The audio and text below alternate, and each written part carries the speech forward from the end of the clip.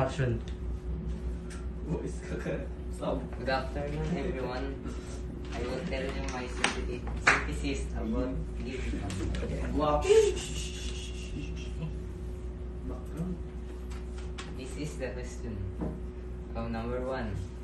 What a challenge did Gideon face when God first called him? And how did he respond?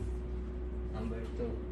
Why did God reduce Gideon's army from the 1,000 to only 300 men? What message does this teach? Number 3. How did Gideon shows both fear and faith in different moments of his story? Gideon is a man from the Bible who lives when the Israelites were being harmed by the Midianites. Oh.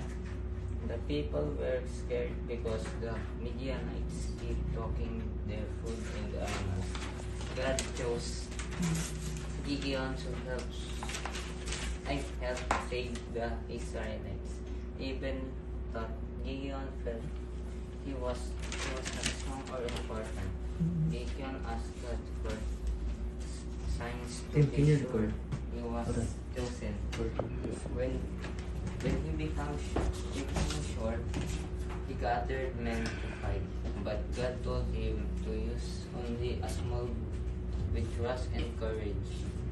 Gideon led the group and won the game.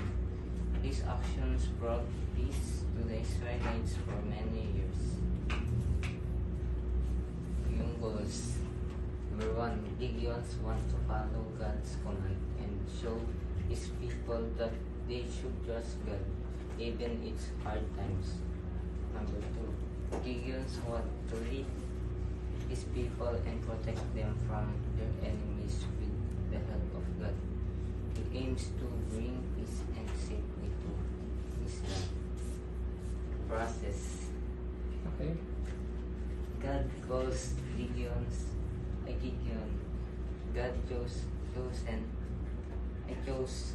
Gideon to save Israel. Gideon is unsure at first, but God tells him not to be afraid. Gideon tests God's sign. Gideon asks for the sign using a flame to make sure God is really guiding him. God answers his request. Gideon leads a small army.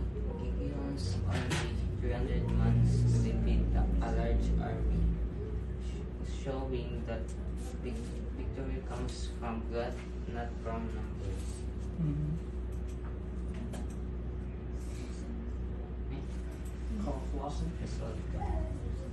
Gideon shows that even an ordinary people can do great things when they have courage and trust.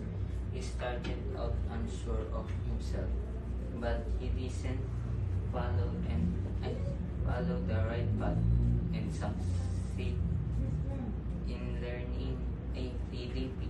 leading his people. His story teaches bravery, obedience, and believing in a purpose bigger than yourself. Conclusion.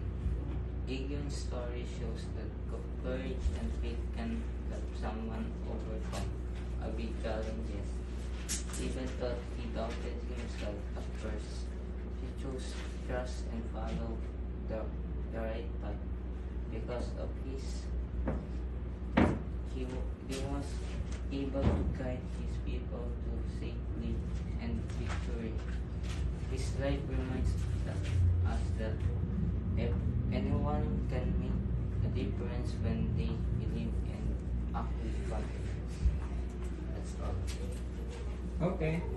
Give him a round of applause. For Gideon as